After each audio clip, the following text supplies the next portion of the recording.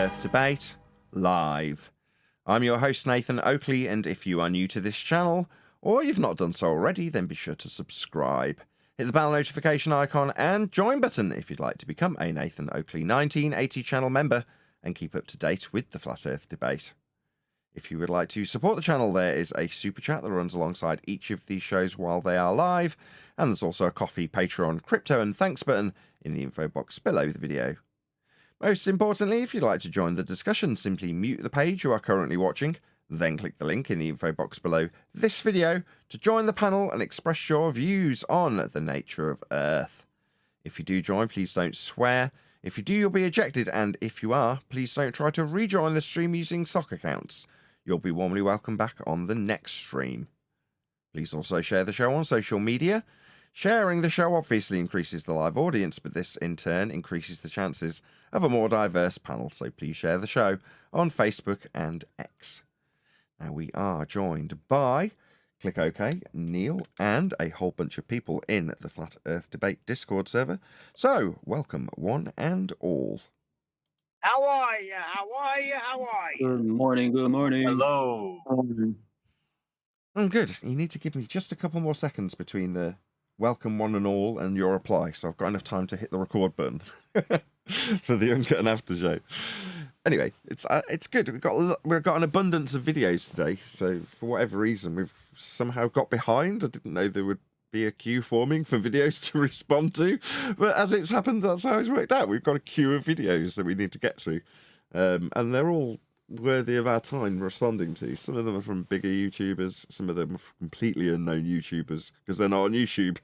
But anyway, we'll get to those shortly. In the meantime, let's do a bit of housekeeping. Any evidence of a physical geometric sphere-edge horizon formerly known as the curve of the Earth? Negative. Play the video. We're going to do a couple of housekeeping questions now.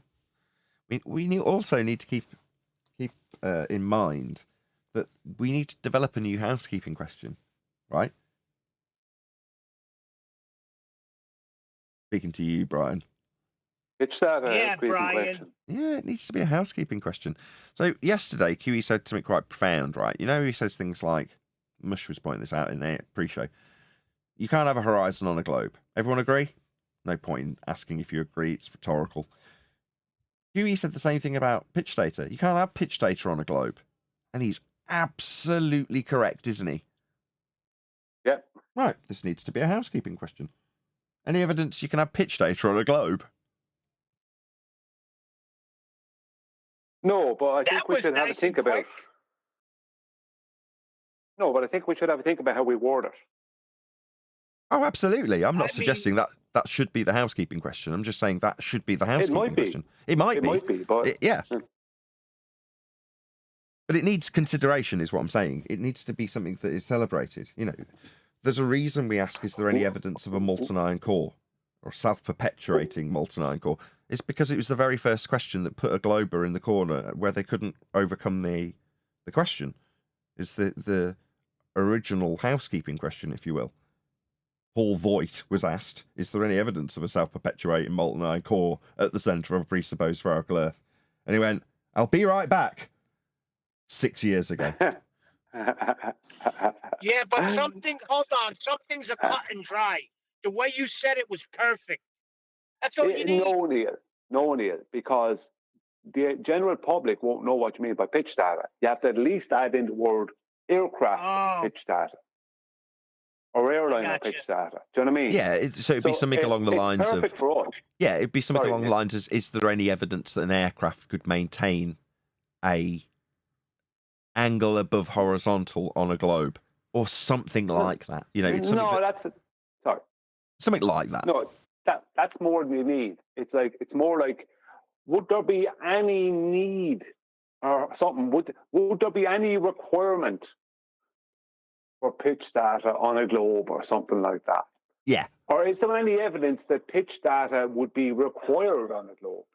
I don't know. Or any evidence that pitch data is compatible with a globe. Something like that. There's lots of possibilities for how this could be phrased as a housekeeping question.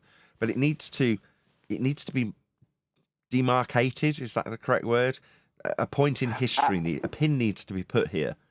And Yeah. that pin needs to Why- be a housekeeping question.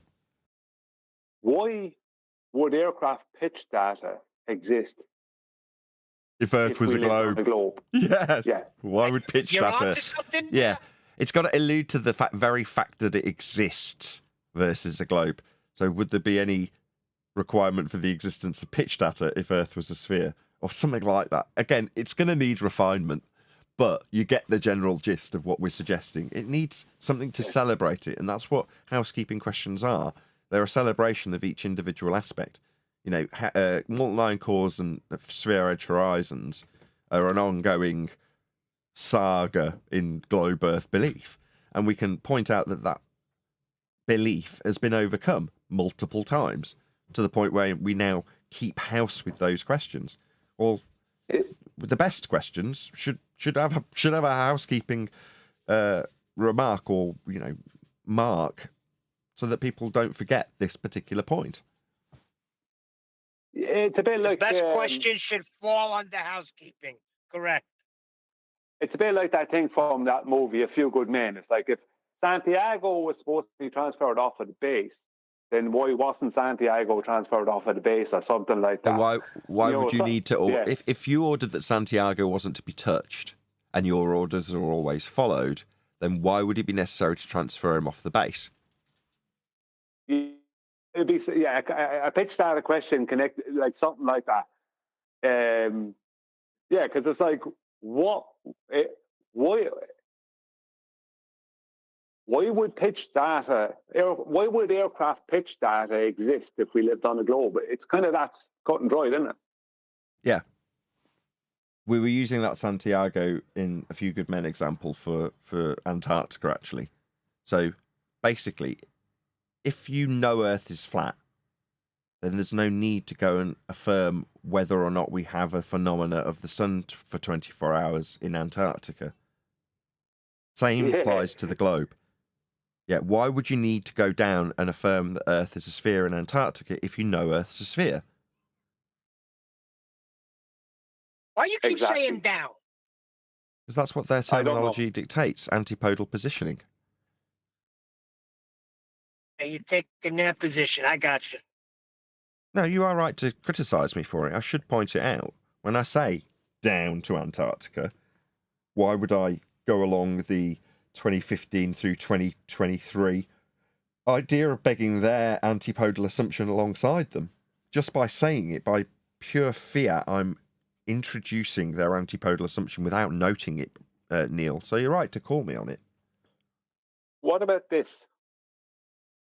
Although this might not fit, but what about, why would aircraft pitch data show a constant above horizontal if the Earth's a globe? That's good. Ooh. Ooh. Why would the pitch data show a constant what would you call it, angle of attack? Why would an aircraft have a constant positive angle of attack with respect to horizontal if Earth is a sphere? Well, yeah, it's like, yeah, I reckon don't make it too complicated. It'll be hard to remember it.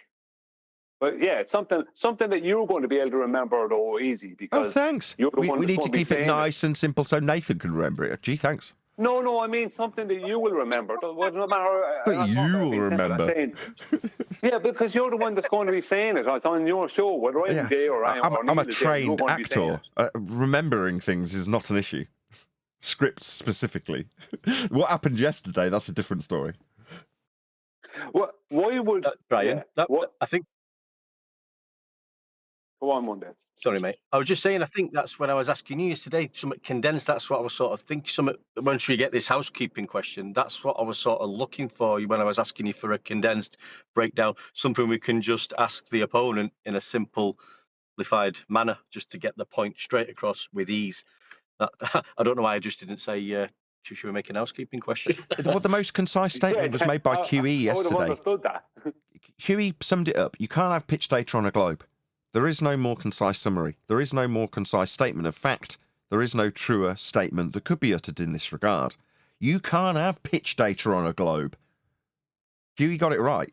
Now, we're trying to dress it up and flower it up a bit to make it a housekeeping question. in reality, there's no need. Yeah. Huey's done it, right? What's the statement? You can't have pitch data on a globe. End of statement. It's not a question, though. No, and You know, it's in a statement way, of fact. that's kind of a problem. I'm glad you've identified it quickly. I was going to get there before we transition to the video. It's not a question anymore, is it? No, that's the problem. You see, the How pitch about data based is on not that an argument. statement? No, these are statements there- of fact. How about this? Is there any Housekeeping. evidence? Is there any evidence you can have a pitch data on a globe? That's where I began. I mean, we're going around in No. circles now. We've come full circle. But yes, I do believe we've got to refine it into a way that can be offered up to a globe believer, because it is a sticky wicket. It is something that would leave them in cognitive dissonance. There is no rebuttal, and it does have a statement of fact that can be made. You can't have pitch data on a globe. So therefore, if we can turn that into a question that can be put to our opponent in the vein of flat earth debate to date, and I say it with a slightly heavy heart because that era is over, right?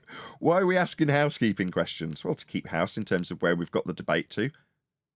In 2024, answer me this. Is there a debate? No, there isn't. No. No. It's more just historical Yeah, and informative. exactly. Now, don't get me wrong. From a nostalgic point of view, I have no issue keeping the housekeeping or the name of the show exactly as it was. There's no issue with that. Well, if you say, well, doesn't that contradict the fact that you're saying there is no debate? Well, no. For the majority of the Western world, they've not come across what we do. We're heavily censored. And if they do come across the subject, they'll come across the feast of nonsense. Therefore, the housekeeping questions serve their purpose, and potentially always will if nothing ever changes. Like I say, anybody who comes here hears those questions and recognises the awful truth of their current paradigm. Those questions highlight the awful truth for those who are still in the belief they're on a globe. Now, for us, it's a totally different ballgame in 2024. It's slowly changed to how it is now, but I like to put markers on it that are definable by date. We've got the year of the Black Swan and the year of the elevation angle. Well, in this instance, we're in a period where there's no contention anymore. There's a good reason why the audience, this community, my community, that I'm very, very proud of, loses no sleep over the subject. We all know it's the case. Can you see why this was going to be my transition, Brian? We've got a video to cover today. So the video we're going to be covering, not that one. I just asked something. You can right in the middle of my slick transition. You go ahead, One Deck. Hold sorry, on, I mate. got something It too. was to Brian. Brian, did you Yes. not ask for pitch data information? Did you? I asked Wolfie and anyone I could ask. I even asked my friend's friend, who was a captain, who doesn't even know was a flat earther. So yeah, I've asked anyone I could ask. Yeah, but I mean, is that what you've received? Yeah, I did. I got what I was looking for. Not from Wolfie. So you've got. Not from Wolfie. Yeah, I didn't but get so it what from I'm saying anyone. is I didn't get it from Wolfie or anyone. No. Why? So you have received pitch data then, yeah? Information. I have it, Jeff. Yeah, I have it, Jeff. Just for clarity, right? Yeah. Just for brevity and for Don't the know audience's what you mean. benefit. Yes, hold on, everyone else, stop. Yes, pitch data was received. However, it is readily publicly available data. Okay? Well, why What I'm ask trying me to say that is one, we can't say. Yeah, but Dre, we can't say you can't get pitch data on a go. You've just received pitch data. It's the information within that data, isn't it? That we're Yeah, but there's looking not at. a No, that global- is Not the data within the documentation is called the pitch data. It's the data about pitch. Shout out to Tom. He says, to help Nathan remember, it should rhyme and use counting. Very funny, Tom. I'll give you the super chat. Hold on, this goes into what I was saying. I'm right on target with you, One Deck. So you're basically saying the fact that we have pitch data proves Earth is flat. Yes. Yeah, of course it does. The fact that I was able to get what's known as pitch data, airplane flight data, and part of that data is the pitch data, and it's specifically called, as Nathan said, the pitch data, fact that I could get that and that exists means the Earth is not a globe. Yeah, Exactly. we're calling it pitch data like an umbrella term that is like for the documentation. No, what we've received is Well, looks me, but you're documentation. breaking up again, guys. Sorry, you're getting horrible connection. Yeah, I've got a computer issue. Hopefully it's going. Nathan, sounds fine to me. Yeah, it sounds fine to you. Just not sound fine to Discord for whatever reason. I could reset my voice meter. Hold on a second.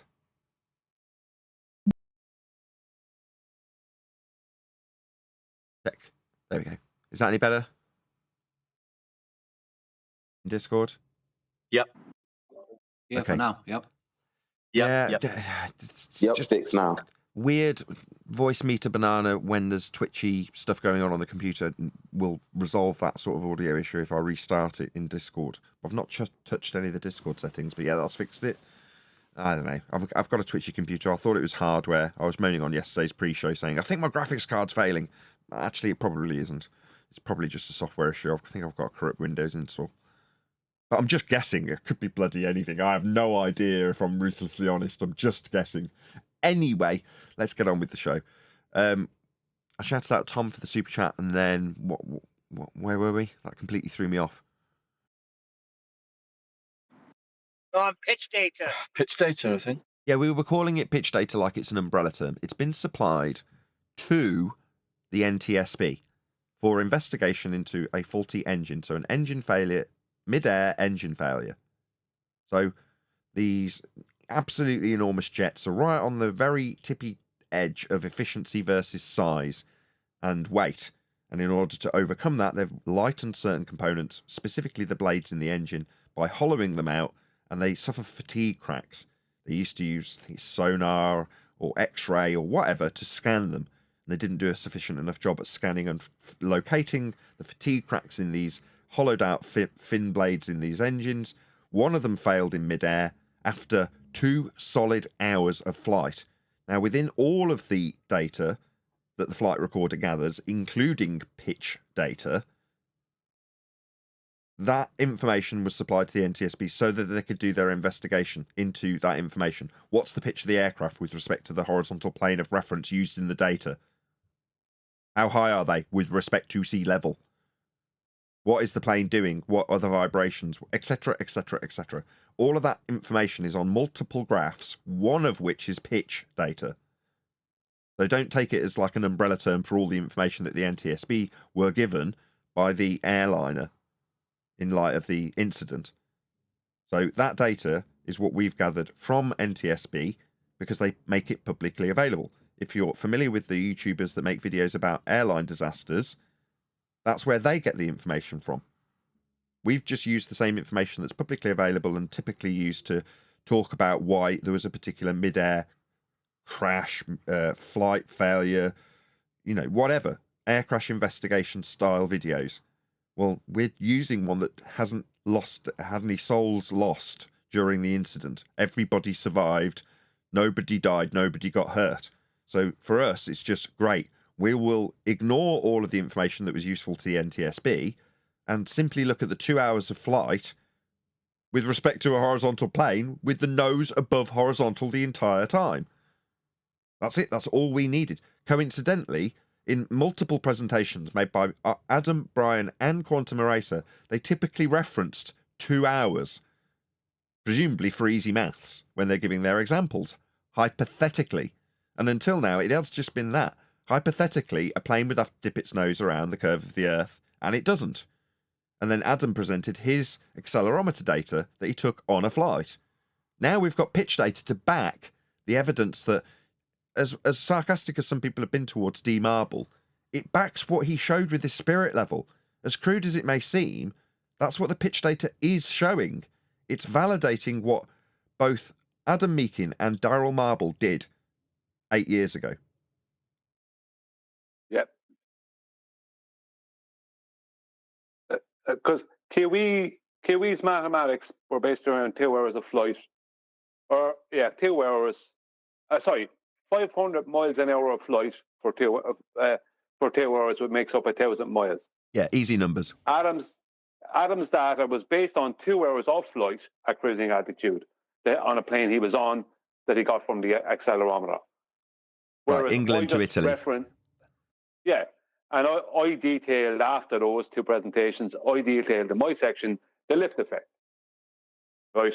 Which is the reason why they must keep an above horizontal pitch. And then the whole lot was supported by the pitch data itself and altitude data. Yeah, it's a trifecta of aceness in terms of there's no way around it. Every single avenue has been covered from the outset when this information's been presented to the public for the first time. Awesome. Unless I like that trifecta. Yeah, unless horizontal changes its own orientation in relation to itself. Yeah, I said that in the pre-show. I was trying to explain when Mush was asking, well, what's their hand wave going to be? I'm like, well, their hand wave has to deny gyroscopic orientation in principle. That is to say, being rigid in space. Meh. No. Useful aspect of a gyro, much? No, it doesn't do that. It moves around a ball, and so does the aircraft. And net result is zero effect that you'd notice. That's why the pitch data shows a flat Earth. Obviously, it means it's a globe. That's their hand wave. So the gyro moves around the Earth and defies its gyroscopic principle, does it? Yep. And the plane moves around the gyro that's attached to it with the cage to the point that no difference is noted and nothing's to be seen. Yep. Therefore, ball. Well, actually, what they said is actually even more ridiculous. Their actual hand wave is more ridiculous. It just involves what they're saying about gyros. Even that whole gyro thing, I showed how ridiculous it was in reality and how it's impossible. But the point being is that their actual rebuttal is that if everyone right now stands up, or you could do it just hypothetically in your mind, stand up and make a horizontal, let's say with just a roy line or with your arm or something, right? Then take one step forward and then do another one. Those two horizontals are at a different pitch to each other in relation to horizontal. That's what they're claiming. Yeah, defying the principle of horizontal. Well, you need horizontal to describe that difference, don't you? Exactly. Yeah, that's how ridiculous it is. It's ludicrous. Yeah, they're into defying geometric axioms and principles to get around their sphere belief that's been defied. It's like, it's there on the data. Earth's flat. There's no getting around this, lads. Okay, right, we're going to cover this video. Hold on, one deck put a list together and they violated. Well, let's get to the video, man. Well, 1 second. I just want to point out that YouTube, on my level video that I made yesterday, YouTube stopped the views, the view counter for a while. So the views stopped, and then they started up again. YouTube was just blocking the views for whatever length of time, and then they started up again. And now the comments are more than the views. I have like 60 or 70 comments more than the views, which can't happen really, can it? If you think about it. That seems to be a trend on my videos at present, that YouTube are causing the comments to outnumber the views. Like, anyone who just looks at those stats are going to be, hey, what's going on? Because the level video is directly connected to the pitch video, to the presentation. I don't mention it, but it's directly connected. Because if they're claiming level as anything but two-dimensional, you know. Yeah, no, I totally get it. Okay, we are definitely going to move across this video now. So, although it's not on YouTube, how do you share on Rumble? Okay, so I'll put a link to the video that we're covering. Please let the videographer know. Nathan Oakley 1980 on YouTube sent me, so that they are aware that we have covered their video. I'm going to take this back about 30 seconds. And we're going to start. There is a fair bit of blurb from the producer and the two characters that run this show. The show is Subreddit Surfing with Vinny and Cardiff something. So that's the show. And the name of this particular video is r/Flat Earth with special guest Mark Sargent and Alt Skull. Hopefully, I've rewound it to approximately the correct point to pick up the action. You'll know why we're playing it pretty quickly. With people, right? Yeah. Well, I'll get something out of the way Please. first. I don't believe in flat Earth. Okay. I know the Earth is flat. I know the Earth is flat because every single measure that we use to calculate what Earth is, that is how we navigate it, how we build on it, how we fly, how we navigate the ocean, how maps are made, are all created using flat Earth measurements. So the belief side of it is actually the heliocentric people. These are the people who have a religious belief, and I don't need a belief. I can measure the Earth, and it's going to be flat every single time. You're confident your science is the science. Like, That's where we got to in the pre-show, right? So, boom, out skull. Our hats are off, right? That was the best response you could have possibly given. Tell us about your flat Earth belief. I don't have one. Earth's measured, navigated, charted, flown upon, sailed upon, flat. I can prove it because I can measure it. Those measurements will always be flat. And you, sir, are the one with a globe belief, not me. You have a belief, not I. Excellent response. Couldn't have said it better myself. Any comment? Yeah, what was... That was brilliant. So your science is better than my science? Yeah, I was going to say that's what we don't know what we're still cold to this video. So although I have heard that in the pre-show, you'll obviously be hearing this again if you've watched the pre-show. But that's where we got to. So this is now, we don't know what he's going to say next. I guess is what you're saying. Well, it's not even science, right? Because science is something where you observe a phenomenon and then you This guy's freaking awesome. Bravo. Just bravo. test the Right. phenomenon. There's no testing. Music shade, to the ears. right? It's just an observation. So And, your chartography, He's straight up on his mic, this guy. Right up on his mic. Triggered immediately. Talking through the guy. He's giving you your answer. Yeah? You interrupted him and asked him about his science. He corrected you. Now you're up on your mic, talking louder, talking over him. Man, that didn't take long. confident your science is the science, I guess is what you're saying. Well, it's not even science, right? Because science is something where you observe a phenomenon and then you test Right. the phenomenon. There's no testing a shape, right? It's just an observation. So And, your every- chartography is the chartography. It is all my. Yeah, just spell. Nah, sorry, it's Discord. It unmuted me. Oh, okay. No worries. Maps are flat. The globe itself is based on flat Earth measurements. So I don't know if you guys want to get right into that or you want to talk about yeah. like. I'm going to I think introduce our it's the second flow. guest. I'm going to bring him in, and we're gonna get to all of this tonight. We're gonna have a fun, healthy roundtable. Now that is how you do an intro. That is how you open. I don't think I could top that. Anybody think they could have done a better opener than that? Ah, he's ace. No, but I mean, I think we're all. It is with us. It's just exactly what we would be saying. That this is what we're doing. This is it. It's nearly like he's a paid person who's in there to say those things and then possibly get something wrong and look bad. Brian, straight to the Shiltard conspiracy theory. I love it. No, I think he's just a viewer of the show, has recognised what we do here and the strength of it, and has realised that that is the way to open up this discussion. Do you believe in flat Earth? No, it's not a belief, it's a measurement. All right, so your science is, it's not science, it's maths. That's the best opener he could have possibly done. He's responded to everything that's been put to him and corrected the host. I couldn't have done it better myself. Kudos. Cardiff, please introduce your guest. Yeah, so as I said, this next guest, I believe I first was the first experience I had with the flat Earth phenomenon, syndrome, theory, fact. Again, we're not judging tonight. We're going to find out we're going to find the answers tonight, Vinny. You just gave him you. Earth's measured flat. Your ball came from those measurements. You already found it out. It's been summarized quite eloquently, I would have said. But the Netflix, Maybe. Amazon Prime documentary Behind the Curve from the @Mark Sargent YouTube channel with a couple more subscribers than we have over here on Rumble, if you don't mind me saying, Vinny. Over 105,000 subs over there. @Mark Sargent, Flat Earth Army Captain.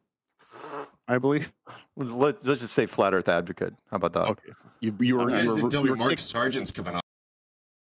Holy moly! And by the way, man, I don't know why you think you need me, Mr. Skull here. What is it, Alt Skull? Alt Skull. He's preaching. He's going to church with this. He's saying all the right things. So have you two met before? Have you two met? No. Anybody not a fan of Mark Sargent? Everyone likes Mark. What can I say, Mark? Okay. Everyone likes you. No. We're bringing two giants of the flat Earth community together tonight on Subreddit Surfing here on Rumble exclusively. It's amazing. Well, it really is a pleasure to have you, Mark. I know you've put your beliefs out there to a lot of different places. We were just talking to Old Skull. I believe you heard it. How do you go through your everyday life with people knowing you from YouTube and stuff like that as the flat Earth guy? Do a lot of people try to challenge you and argue with you? Sure. Why wouldn't you? Everybody in Alt Skull knows all this stuff backwards and forwards. Probably some of the stuff better than me. Everybody challenges it right off the bat. In fact, one of our T-shirts reads, "I became a flat earther because I tried to disprove it or debunk it or whatever you want to call it." Mark Sargent made it into the book yesterday. So, as weird as it sounds, we were writing the book in a bizarre order, so we're going through various sections of it. And yesterday we were doing the very first chapter, which is a bit confusing because you keep trying to, or I did while I was writing it, or rewriting it as the case may be, was trying to include various aspects of chapters that had already been written. And you're like, no, it's supposed to be sort of an introduction to those concepts that get more detailed as you get into each of the chapters for each specific thing that you might mention in this opening chapter.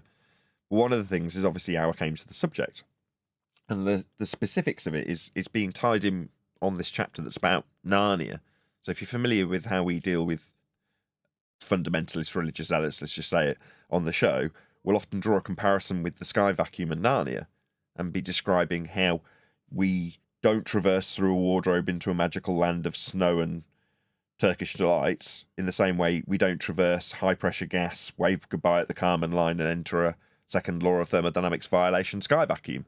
You know, the two are comparable in that regard. They're both fantasy lands. So I'm explaining this, along with Adam encouraging me to describe to the reader of the book, when they get it, how that all began sort of an earlier origin. And what came to my mind was Mark's description, which tallies with mine, just subtly different in terms of our acquaintance with the blue marble. So I'll just indulge you now, although this, as I say, is part of the book. Mark's story was that he was installing a network or working on a network. I can't remember which, but he had an involvement with a network that had just been installed. And he thought, as the network manager or whatever it was, it would be a nice idea to have the blue marble on the lock screen of the network, like on the iPhone. And he thought, oh, well, I'll get a better picture, a different picture, not the one that's on the iPhone. So he starts looking to see if he can find an alternative to put on this network, and he can't. All he gets is the 1969 blue marble, or whatever year it is. That blue marble picture is all that's available at the time he's searching for this network. Now, coincidentally, at about the same time, I got the computer that ended up running this show. It was brand new to me at the time, and I thought the same thing. I'd like to put, although not exactly the same as Mark, I wanted real-time weather data. So I wanted to see Earth from space and see the clouds going over it. I'm like, well, it's not exactly a tall order, right? There's bazillion satellites up in orbit. Why wouldn't I be able to get it? So when you come across the exact same thing that Mark Sargent did, you're like, something's not right here. Why can't I get this data? Why isn't there a whole bunch of websites that are all just broadcasting what it looks like from up in the sky? Surely lots of people want that. Why haven't we got it? So just wanted to drop that in at this stage, as Mark and I have a similar story in that regard when searching the blue marble just prior to coming to Flat Earth. Everybody starts out in the negative because it is the only conspiracy, if you want to call it that we teach to children. Right? We don't teach children about any other fill-in-the-blank conspiracy, but when you're in a kindergarten, first grade, it's like, oh yeah, by the way, we used to think the Earth was flat, but now it's a globe, and here's this little spinny blue toy we're going to put in the corner of your classroom. We're going to leave it there for 12 years. And that conditioning, I mean, that's top dollar. CIA pays top money for that sort of conditioning. And when you graduate from high school, by that time you're cooked, for the most part. And so, yes, everybody pushes against it. Everybody. Well, shows what you know, Mark. I didn't retain shit from high school. So, and it's a bit of a stereotyping fallacy. Can't let Mark off the hook with things like this if we wouldn't let our own off the hook. Well, I didn't actually have that reaction. I didn't challenge it. What flashed through my mind was all of the trips I'd made on planes and questioned why I couldn't go higher to see the curve that wasn't apparent from 30 or 40,000 feet. So when I heard Matt Powerland talking about the subject, I didn't react badly. It was kind of like a eureka moment. I went and woke my wife up in the middle of the night and said, "That's flat." It wasn't me bracing against it. It was a realization in an instant. So that stereotyping fallacy is typically true, but not always. Did someone want to add something? Did someone come off their mic? Yeah, I fought against it. I went the opposite way. I did fight against it. Yeah, 99 times out of 100, Mark's right with this stereotype. Do you remember the globe in your class?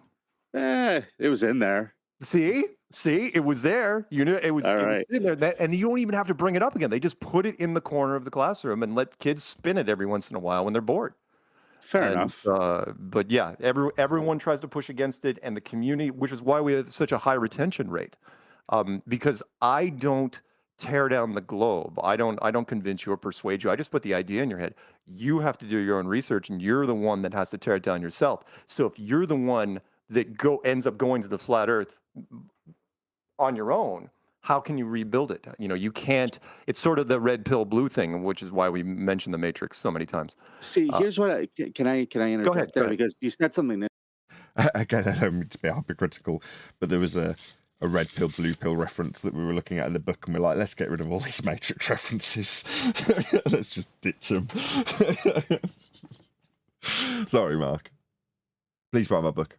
interesting to me. And again, we're just having conversations tonight, but I've never liked the approach to something like this where you have to go do your own research because, I'm hearing from Old Skull, there's no debate in this. It is what it is. All of these maps are made this way. Why do I have to go learn that? Can't somebody just show me? And we do. We've got. I mean, Okay. come on. I've been doing this now for 9+ years, and there is 9+ years of content out there from all sorts. You don't have to do your own research. I could give a grocery list of links for you. You could just watch it and see for yourself. And then, Okay, yeah, so he's right, but it's only recently that Mark's rhetoric might have to change as a result of being sat next to Alt Skull.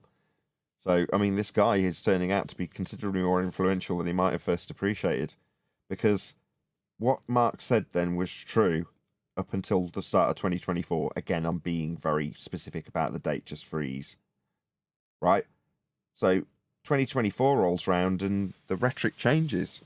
It's now not go and do your own research. It's whether or not you believe you are on a globe is inconsequential to me and my community, because we all know it's flat. That's how it's measured.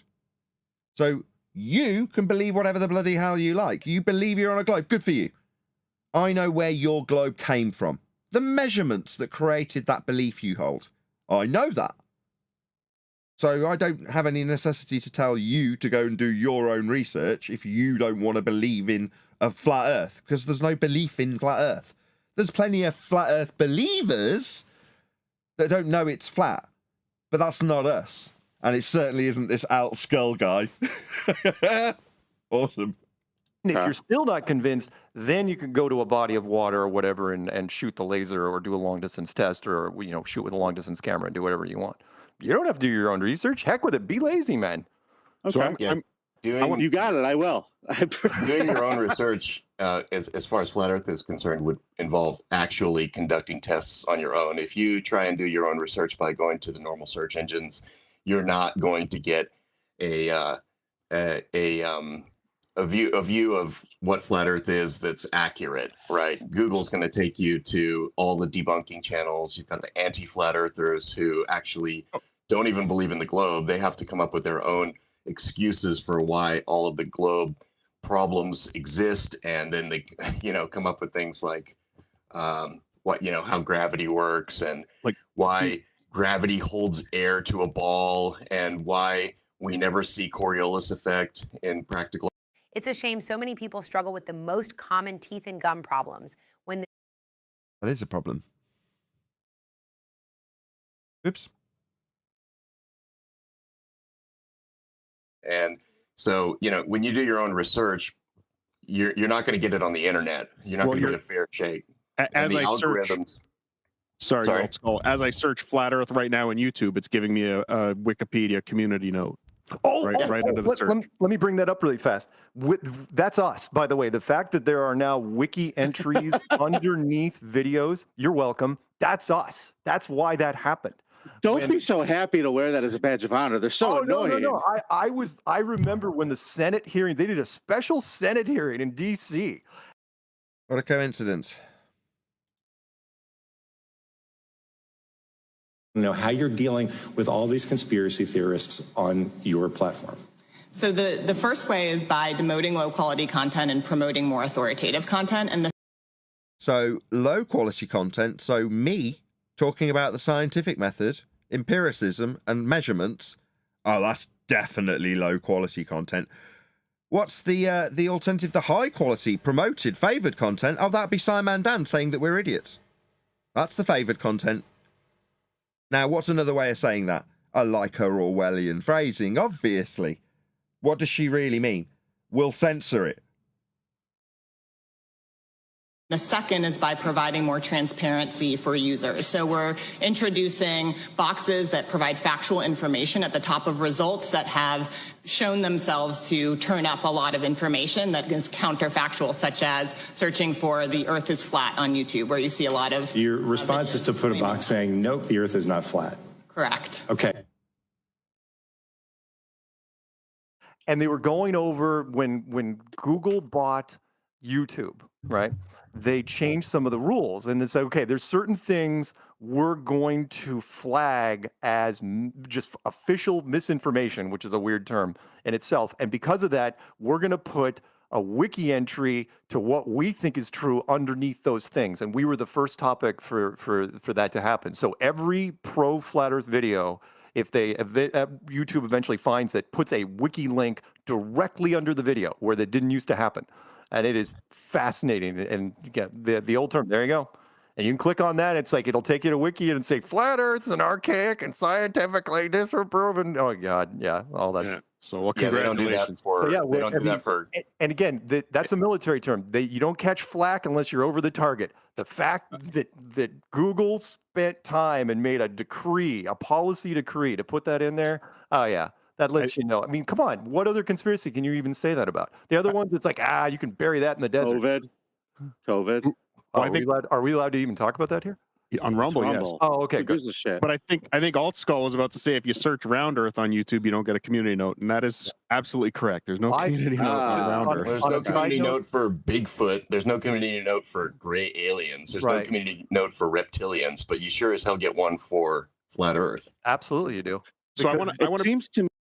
This is a really good discussion, right? So I'll share the link again to this. So I mean, how much of it we get through today is we'll find out, I guess. But there is other videos that I do want to cover. But I'll encourage you to actually, check this out. I'll put a link to the original video. So let them know at Nathan Oakley 1980 sent me with a polite comment, or at Nathan Oakley 1980 on YouTube. Hopefully they'll do a response and put a link to my video, helping us in the YouTube algorithmic love that we definitely don't receive as is being discussed. To me, that they keep putting these out there for things in regards to science. Yes, science, otherwise known as scientism, because it really is their own religion. When Neil Tyson, one of the only 3 media scientists in the world that anyone ever talks to, Michio Kaku from Japan being one of the others, and Brian Cox from the UK. And when Neil Tyson says science is right, whether or not you believe in it, that is one of the most arrogant things I've ever heard outside of Kanye. Arrogant and correct. It's just not correct for him. So when he says science is right, whether you believe in it or not, it is true if you've followed the scientific method and have an empirical outcome. He doesn't. So you're half right. It is arrogant for him when he isn't using the scientific method. A more accurate statement would be, our pseudoscience is right whether you like it or not. That's what he's actually saying. But there's this convolution between real, actual advancement of humanity with science, the empirical method thereof, and what people like Neil deGrasse Tyson utilize the word science alongside, which are they're just so stories, make-believes and fantasies derived from church rhetoric that's about 500 years old. Now, their science isn't science, and it gets decried as scientism by people like Mark, rightly so. But you don't throw the baby out with the bathwater. Science is just a method for establishing the cause of an effect you've observed in nature. That's all it does. Yeah, but I think what Neil deGrasse Tyson was saying was a little bit different. What he was saying is, if I say it, it's a fact. End of story. Because I'm a scientist. Yes. That's what he was really saying. Absolutely correct. When he utilizes the word of science, he's using it to bolster his just so stories as a priest of scientism in Mark's vernacular. But scientism isn't actually science, even though that's what it's being called. So there's a danger that we can throw the baby out with the bathwater when we say, well, it's just scientism. No, they're hijacking the term science to peddle pseudo-science just so stories. Yeah, it keeps people like Neil deGrasse Tyson in a position where whatever he says goes, whether it's correct or not, no matter what rebuttal someone has to it or what someone has to say. If he says it, it must be true because he's, I suppose, a scientist, which he's not. But yeah, same thing. That's what I wanted to say, man. He has no degrees in any of the science fields. He's an actor. Right. And did he compare him to Kanye for some reason? Like, I didn't get that. What was that all about? I don't know. Well, I'd just like to say, it doesn't matter if you have degrees or not. Like you can do science just by following the scientific method. And you might never have a degree or have anything else, but if you follow the scientific method correctly, then you've done science. It's basically that simple. You know, you don't have to have a degree to do science. Look at Anthony O'Reilly, sure. Somebody sent me some of the replies from the guy we covered yesterday. And his response was first to call me a scammer. It's like, oh, how original. Okay, I'm not a scammer. I'm a family man making a living on YouTube. Not a scammer. But that just tells me that he's scared shitless. The guy from yesterday. He also, on top of calling me a scammer, said that he was an environmental scientist. That's what he said. Like, I'm an environmental scientist. You're like, oh yeah. Is that what you invested when you went to university, is it? Okie dokie. Yeah, name the 3 constituent parts of a scientific hypothesis. Go. Let's see how you get on. Two. The guy from yesterday. 3. 2. The guy Scientific from yesterday. hypothesis. Yeah, well, you said 3. It's 2. You misspoke. 3 constituent parts. No, 2. IV, DV, CV. No. A hypothesis only has an IV and DV. CV is part of the scientific method. So you're suggesting that you could simplify it so far as to just ask for 2 constituent parts of a hypothesis? Yeah, there's only 2. The CV is part of the test of the hypothesis. No, I suppose you're right. It's part of the by defining IV and DV, everything else that sits outside of those 2 things becomes a control variable. So therefore, well, it's part of the test, isn't it? Yeah, it's part of the apparatus would be to exclude everything else in the apparatus. That is to say that everything else becomes a control variable. So it kind of goes without saying. Yeah, you're right. What are the 2 constituent parts of a scientific hypothesis? Mr. Environmental Scientist from yesterday's video who claims I'm a scammer. Oh, what an outrage. Nothing that we said was incorrect when we critiqued him yesterday, was it? Didn't call him a scammer.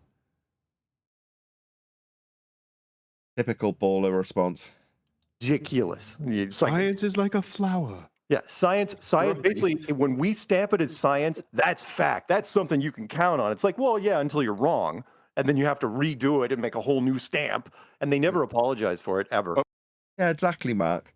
What they're calling science is potentially wrong. And if it was science, it would be empirically validated with experimentation. It couldn't be wrong. There is no wrong if you followed the method correctly.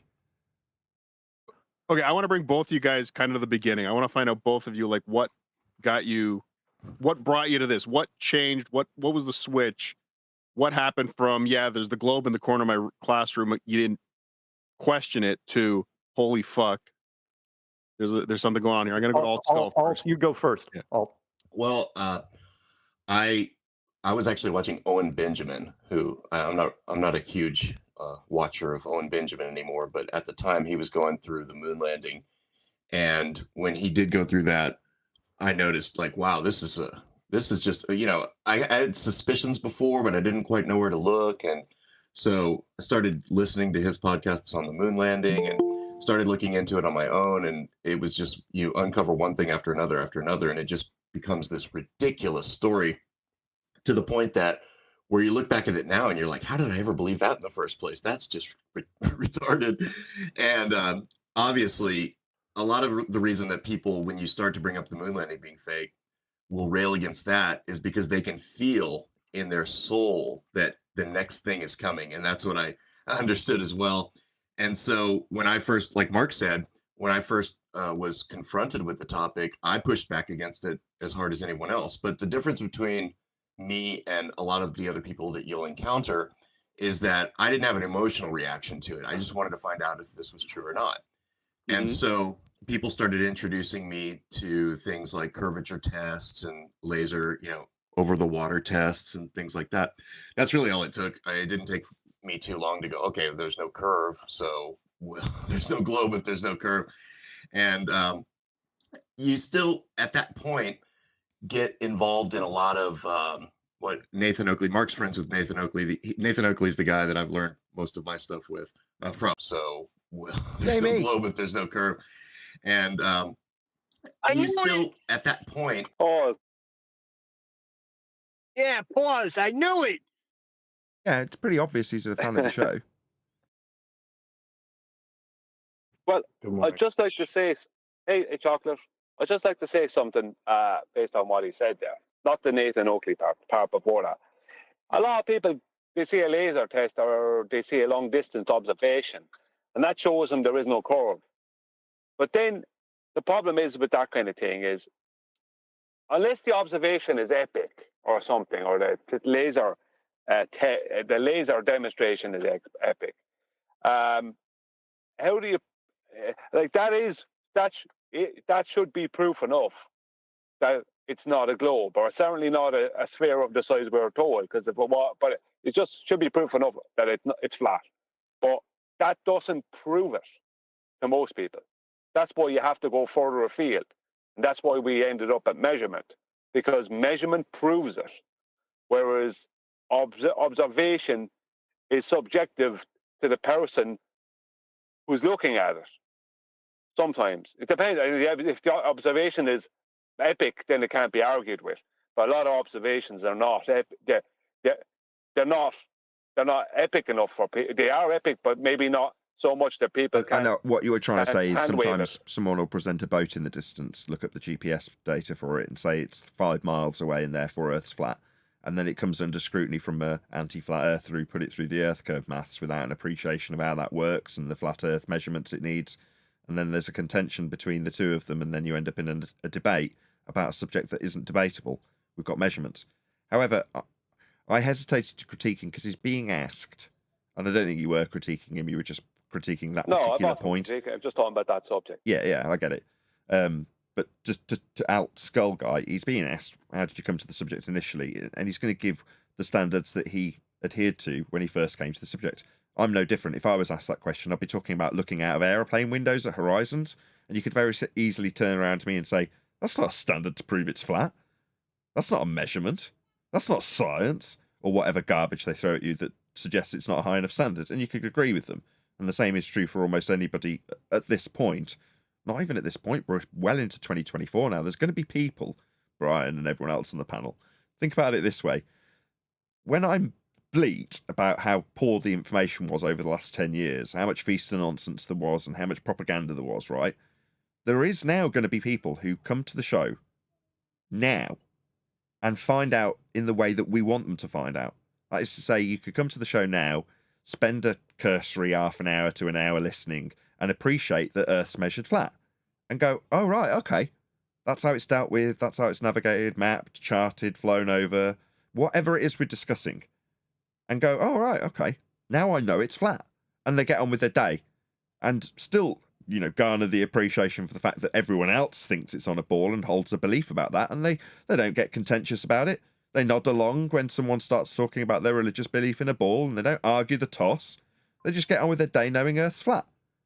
And there's others who go, from today, I'm going to listen to everything these guys have got to say and learn the arguments against the ball so that when I'm in a debate, I can counter the arguments that come my way proactively from the ball side, along with knowing it's flat from the outset of my journey into this subject.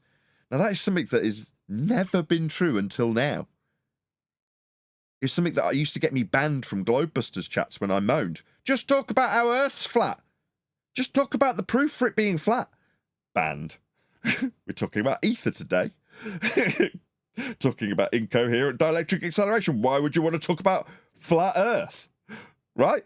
That's all I wanted. It's all I desired. And that's why this show is what it is. My desire to give this information out how it now is in 2024 to a audience of over 100 people currently. Right?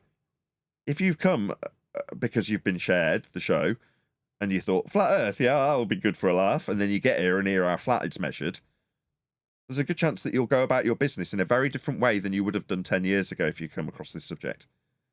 Now, that's quite, when you think about it in those terms, would you not say that's quite a delight? Yep. Yeah, it is good. I'm very proud of what we achieve here on a daily basis. I really am. Yeah, I'm poor, but I am very, very happy in terms of what we do and how we do it. And the end result is this. Alt Skull. Get involved in a lot of what Nathan Oakley, Mark's friends with Nathan Oakley. Nathan Oakley is the guy that I've learned most of my stuff with from what he calls the Feast of Nonsense. And that would be things that we suspect are true or maybe inserted into the narrative to make us look crazy, but we can't prove. But later on, I noticed there's all these things that you can absolutely prove. Like there's no Coriolis, gas pressure can't exist without containment, and Earth is measured flat in every single case. And so once I got to that point, it was like, okay, it's no longer a belief. These people on the heliocentric side are the ones with the belief. They're the ones with the religious belief. That's also why they react with such ire and they get so angry when you bring up something, because you're actually bringing up something that challenges their core fundamental belief that they don't have any logical consistency in. And when you... Spot on. Yeah, that is the truest thing you said so far. There is a belief on our opponent's side that they will confess to. They even try and juxtapose it with our belief, right? Which, until recently, might have been true for the majority of flat earthers. They had a belief in flat Earth, and they were asked about their globe belief that they should hold. Why don't you believe in a globe? Right. So both sides of this former debate, now it's not contentious, had a belief. Do that, well, it puts them in a state of cognitive dissonance, and it puts them in a state of pain. Certainly. They don't like that at all. Yeah. That's what a lot of beliefs when challenging anyone's firm beliefs, you get an emotional reaction out of. I think you're correct there. 5 stages of acceptance. One other thing Mark said was, that we were all on the other side of this first. Like everybody starts off as a heliocentrist because that's what you were indoctrinated into from birth. What'd you call me? Yeah, that's not true either. So I have to teach my kids because of where they are hearing or overhearing what I do on a daily basis, I have to teach them to respect people's globe belief. Now, I don't overtly teach my kids that Earth's flat, but they're in my presence, right? I don't need to say it. I'm discussing it with my wife when I discuss how the show's gone. My youngest daughter, albeit to come in and get crayons, came through 5 minutes ago. She came in, toddled through, grabbed what she needed and toddled out while we're discussing this subject. Now, that's not going to go in one ear and out the other forever. So I don't have to overtly teach my kids that Earth is flat when I'm talking about how Earth is measured flat on a daily basis. They're going to know.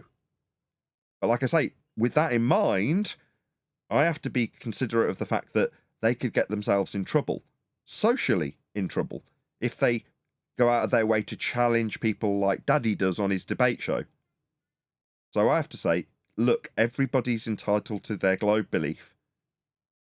And it's not your place to challenge average Joe who drops it into conversation when they talk about the way the world as a globe is in their mind. Just be respectful, nod along.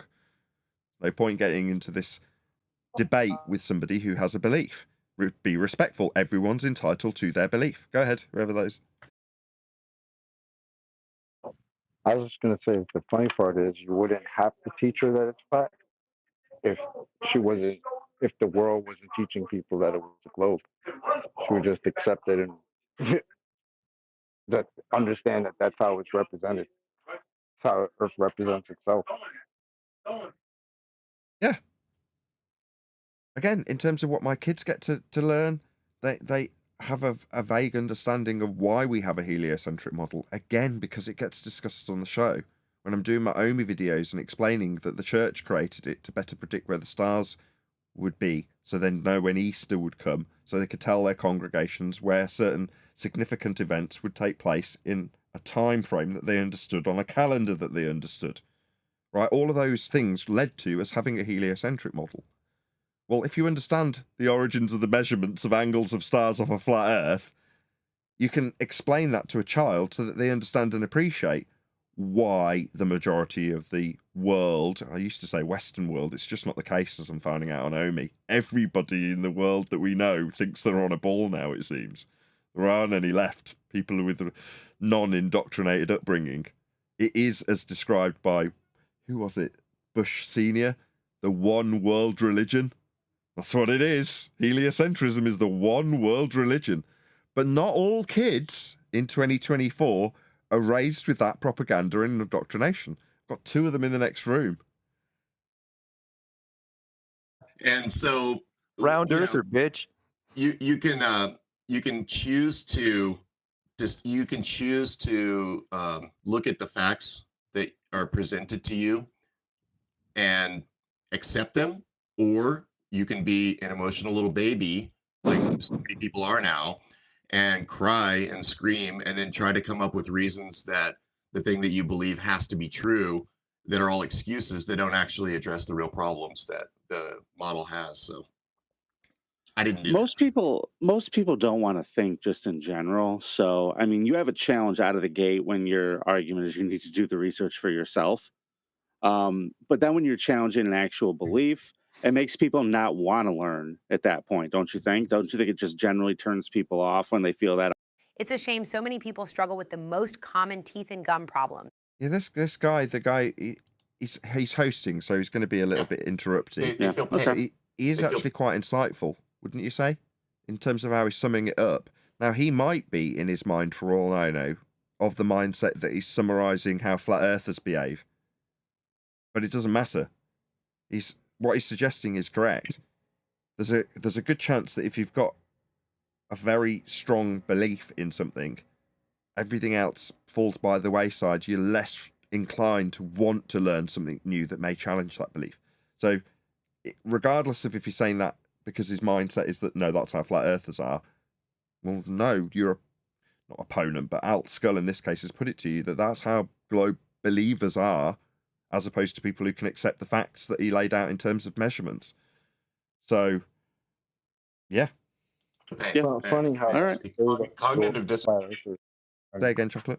Funny how that's laid at the door of flat earthers when we're the ones who actually have changed our minds based on new information, when they're the ones still stuck in their belief, but then we get called like psychos because we don't believe what they believe. Isn't that funny? Yeah. Projection much? Yeah, because the one world religion has bred cult-like behavior. There's no other way to describe what you've just described as cult-like behavior, isn't it? Ridicule the person who has left the cult. Condemn them. That's what we have to suffer because we're no longer part of the globe cult. It's this pain. And just like Mark said, like people don't want to think. Thinking is much harder than people give it credit for. Yeah. Actually thinking, because you have to deal with things that you hold at your core that cause a lot of fear. And like one of the arguments, quote unquote, that people always give you if they can't counter the things that you present them is, but why would they lie? And it's like, that's not my responsibility to tell you why they would lie. I don't care. I'm not going to divine the motivations of known liars and ask them why they would lie to me because they're just going to tell me more lies. I'm just going to. See, Chocolate, definitely a fan of the show. He's listened to you. He knows your rhetoric. Yeah, that's funny. Who are we listening to, by the way? Who is somebody who's an obvious fan of the show and has declared it openly. He's like, I've watched Nathan Oakley. That's what he's using our rhetoric. So the fact that he's saying, why would I have to explain this motivation? It's a fallacy. And whose rhetoric is that, Chocolate? It's yours. Hopefully you're proud. I am. I'm very proud of this guy. Shout out to... Sorry, go ahead. Sorry, I just want to do a quick shout out to hold on. Just bear with me, everyone. Chill. Got $100 super chat. Definitely need shouting out. Thank you so much for the super chat, FE Patriot. Kids need to know they are in control of their minds. Their minds are not the property of heliocentric religious leaders. Yeah, I absolutely believe that is so true. Yeah, you're in control of your own destiny, children. Thank you for the super chat. Sorry, the screen's all a bit wonky. I don't know what's happened there either. A few things going a bit twitchy with my OBS stream. I'll figure it out once I reinstall Windows. I go with the facts, and we have a lot of facts when it comes to flat Earth. Okay. Mark, how about you? When did you first start questioning the globe? I started questioning it because I was conspiracy bored. I'm older and I never got married and had kids. So by 2014, I pretty much had run the gamut of just about, I have an opinion on just about every conspiracy you can think of, which, by the way, I was watching some of your aliens or your UFO episode from like a month ago. It's like, oh man, I would have totally chimed in on that one. Well, actually, that was a couple years ago. Actually, we just re-uploaded. We just started on Rumble. That? Yeah, we got Vinny got kicked off of YouTube for doing something. No, we're over sir. Here on Rumble now, so we just re-uploaded all our videos there. Gotcha. But we will be revisiting aliens again because we haven't done that in a while, and we will definitely. I'll have you in the Rolodex now. Nice. That was a fun one to listen to. So I looked at everything except for flat Earth, and that alone should have been a flag, because I was like, why haven't I looked at this? So thing? That's 2014. This theory. How long has this theory existed? Well, it's been around for a long time. I apologize, Old Skull. I said theory. No. It's okay. No. It's yeah, see the commanding respect that he's achieved already. Yeah. Wow. Yeah, the guy's like, how long's this theory existed? Because that's his mindset. He's got his questions in his mind. He's rattling off what he's gone through. I don't want to say rehearsed, but that's what it is mentally, right? That's what he's rehearsed with Mark, this guest. And that's what he's asking. But because he's listened to Altskull, he's having to say, I'm sorry I've used that word. Because you've already just taken, and Mark has for that matter, taken them through the bullshit of scientism as Mark Sargent's described it. So then you're into them having to apologise for using these terms incorrectly. You're like, yep, these two are great, Mark and Altskull. Ed? No, I said good. I was actually impressed hearing that just now. Like, wait a minute, my bad for using that word, but in this context, yeah, you're bad, but it's cool. It's not often that when we're covering these things that we like everybody, with the exception of the fact that he's a potato, which we've obviously all got over fairly quickly. I don't think we've actually noted it. Yeah, what's with the potato? I don't even care. I like all four of these guys, right? Wouldn't you agree that none of them are egregious, like typically is the case when we cover these videos? We'll take umbrage with somebody specifically. Whereas in this case, they're all likable characters, aren't they?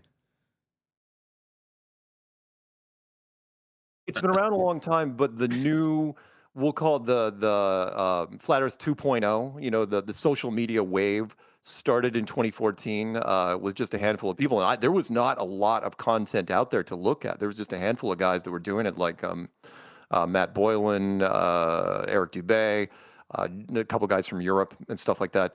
And I decided, okay, you know, I'm going to knock it off my bucket list. It's like Flat Earth is ridiculous. We all know this. I'm just going to kill it in a weekend. But I guess what was the genesis of Flat Earth? The original Flat Earth? The original Flat, like, is this? Oh, the original Flat Earth goes back to ancient times. You want to have fun? Go into Google and type in ancient cosmologies and click on images.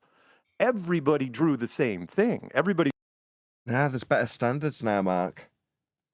That's how we got all those maps. When you say ancient cosmology, I mean, yeah, but if you're going to be asked for a timeline, don't go back that far.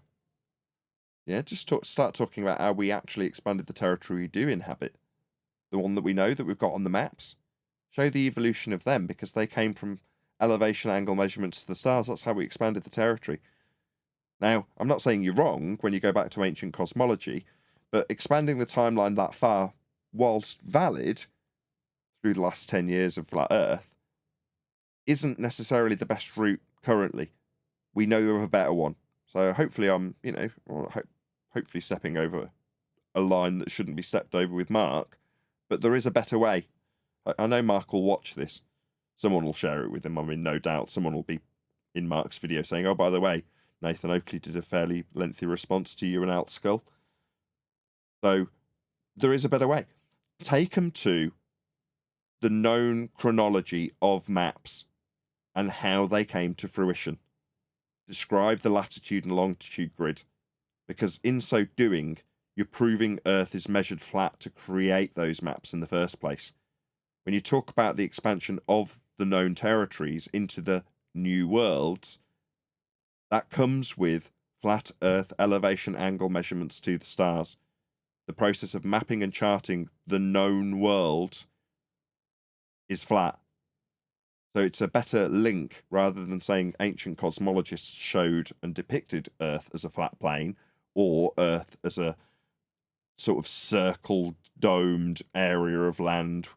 You know, you've got all sorts of ambiguity in those depictions. Now, there's nothing wrong with that, but when you can show that Earth is measured flat for all of the maps that we currently use and how they came to fruition over the time of expansion of territory, you can describe that expansion with flat Earth measurements. For my money, it's much more effective.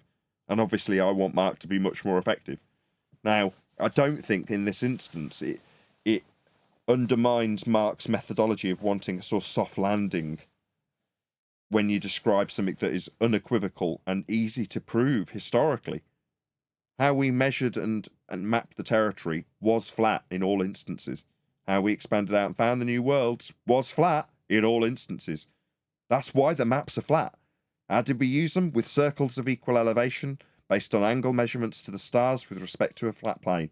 That's how it's done. That's how Earth's measured. That's how it's mapped. That's how it's charted. It's how it's used today.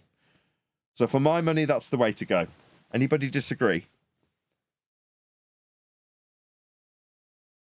Really not. No, I don't Definitely disagree, not. but I would say I don't mind the contrast because it puts. No, I'm not saying he's wrong in the way he does it, because there's often old school ways of doing it that are wrong. This isn't one of them. I'd say just leave Mark do Mark's thing and stop. Just leave him do his own thing. They can find that here. That's what I'd say. Yeah, I agree. But by the same token, we want to spread this information, and right earlier in the show, I'm like, we look after our community here. Well, the same applies to Mark. As much as we like Mark, Mark's got his community, and that's his problem. Or in the case of Mark, probably not a problem, but you know what I'm driving at. his communities, his concerns, and if they get the soft landing and they're happy with that and move on, and they don't get the cutting edge information we provide, so be it. But by the same token, every single time I've ever approached Mark with anything, he has taken it on board and incorporated it to great effect. Often better effect than I've incorporated it. More concise, more off the cuff, more casual, just more Mark, right? There's a reason he's got a considerably larger channel than me, right? Everyone loves Mark. But like I say, he's always been receptive. So, you know, hopefully a few of you will actually share this with Mark. I'm suggesting that one of you will let him know, but it might not be the case. Not everyone lets me know of every video that is made about me and comments that are made. But I'd hope in this case, because it's positive criticism, Mark would hear this and go, no, that does make a lot of sense. Yes, there are ancient cosmological depictions of Earth as a flat plane in a dome or whatever, but the maps we do use have a chronology also, and the measurements that go alongside them are flat. So for me, that's a better way of doing it. Whether or not Mark does it, it doesn't really matter. I'm saying it for my audience. I'm not speaking to Mark personally right this second. I haven't contacted him about this to tell him to change his ways. I've only ever done that once, once or twice, maybe a few more. I've approached Mark a few times. Anyway, one of the instances was actually in person with Mark about science and the scientific method. So, you know, there's a reason he's not looking shocked when Altskull goes through this. This is not unfamiliar to him. But there we go. And at the times I've approached him, he's combated my concerns. So I approached him about concerns about using the azimuthal equidistant projection in his examples, and he counteracted them and was like, no, I'm going to continue to use it for these reasons. And he gave them and justified his reasons for using it on people that need a transitional tool to do so. And without it, he has no tool to do that. And I back down. So, you know, there's always going to be a bit of to and fro. It's not like Mark's a complete pushover. You don't get to be well liked by being a complete pushover, which he definitely is not. But like I say, he's always been receptive. And in this instance, that's why I threw it open to the panel. Anyone disagree? I don't think Mark would either, but whether or not he uses it is irrelevant, so long as our community gets to hear it. Yeah, no, there's a bit of noise where I am. So, Again? The thing about it is that the AE map has the correct latitude and longitude grid upon it. It's only the land masses that are out of whack, but the latitude and longitude grid is correct. So it's not completely wrong. Kind of like the Gleason's map, it's half correct. Right. But it's a globe projection. No globe. I mean, so we're going back to Columbus and pre-Columbus. Like, okay. I mean, it goes back a long, long way, because before that in itself should validate what I've said. He wanted to go to Columbus. That's how far his mind had cast back. Yeah. So I'm right, aren't I? The globe model was even introduced. Everyone said it was flat. Everybody said it was not only flat, but it had some sort of domed sky, because that's what they observed. It was only much, much later when they rolled out the globe. Way, way later. And again, when they rolled it out, most people still couldn't read or write. So this starts... Doesn't it? Go ahead. I'm sorry. No, you're good. Like, I just want to ask you, when you're thinking about these old cosmology, that's what you called it, cosmology? Yeah, ancient cosmologies, yeah.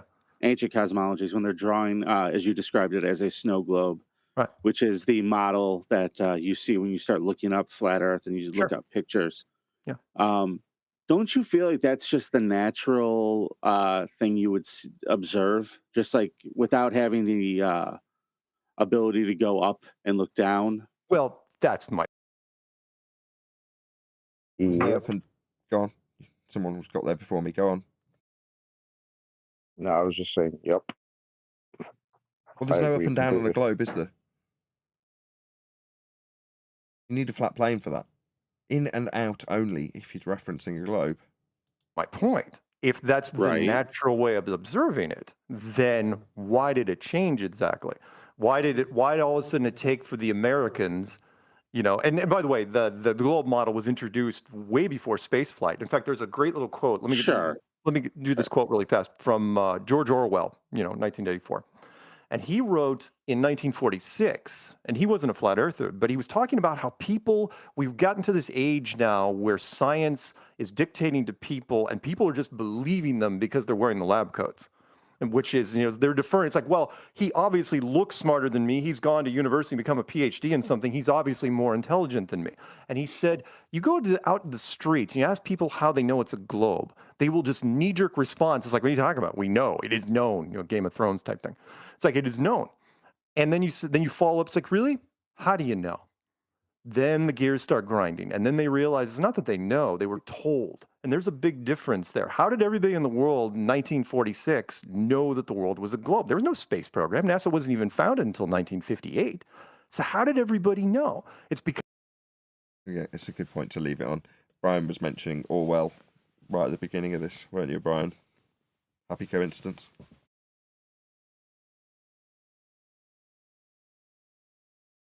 Oh, to be sure. Very happy coincidence, Nathan. Oh, I'm pleased that you agree. You brought it up, Mark brought it up, everyone brought it up. Everyone loves Orwell. What is it? I didn't. Why are you putting on a bad accent? What's that about? I said you brought up Orwell. You happened to cover exactly the same thing that Mark covered at the beginning of the show, didn't you? I brought it up, yeah, because that's where I got it from Mark. Oh, okay. Years ago, way back, 2015. Fair enough. We may continue with this tomorrow, but for the meantime, I'm going to ask you if you are watching this on either Nathan Oakley 1980. Oh, my camera's gone all skewy. Or Nathan Oakley Premiering Streams. Then stay tuned, as there will be an after show to follow. That's where I pause the recording and I'm out of sync. Unfortunately, if you are watching this live, this is where we bid you farewell. So another massive thank you to all of you who smashed the super chat, liked, commented, shared, subscribed, joined as a Nathan Oakley 1980 channel member, and all that good stuff. I've been Nathan Oakley. Massive thank you to Discord and G+ for making today's live show possible, and I will see you all in the next video.